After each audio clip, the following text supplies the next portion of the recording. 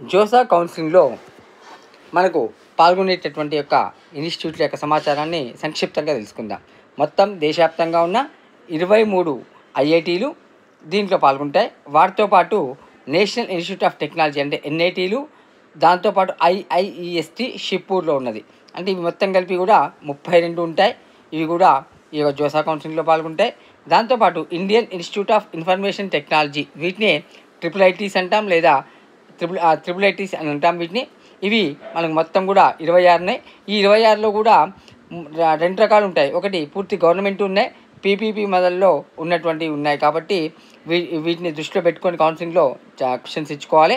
అదేవిధంగా వీటితో పాటు మనకు technical institutions funded fully or partially by central government or state government or other government funded technical institution GFTIs అంటాం వాటిని. అంటే అస్సాం యూనివర్సిటీ, తర్వాత Birla BITS Deoghar off campus, ఆ విధంగా మనకు బిట్స్ పాట్నా ఆఫ్ క్యాంపస్, ఈ విధంగా కొన్ని ఇన్స్టిట్యూట్లు ఉన్నాయి మనకు. Indian institute of corporate technology, institute of handloom technology, ఈ విధంగా ఉన్నటువంటి కొన్ని కాలేజీలు ఉన్నాయి. ఇక్కడ మీకు స్క్రీన్ మీద వాటి యొక్క వివరాలను కూడా మీరు చూడవచ్చు.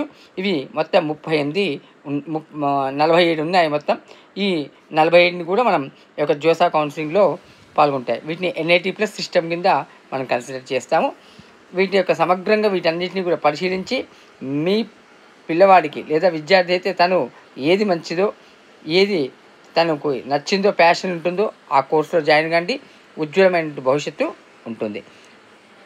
ఈ జోసా కౌన్సిలింగ్ సంబంధించినటువంటి ఎటువంటి సందేహాలున్నా మీరు కామెంట్ సెక్షన్లో పెట్టండి. వాటికి సమాధానాన్ని నిపుణులతో వీడియో రూపంలో మీకు అందించడానికి ప్రయత్నం చేస్తాం.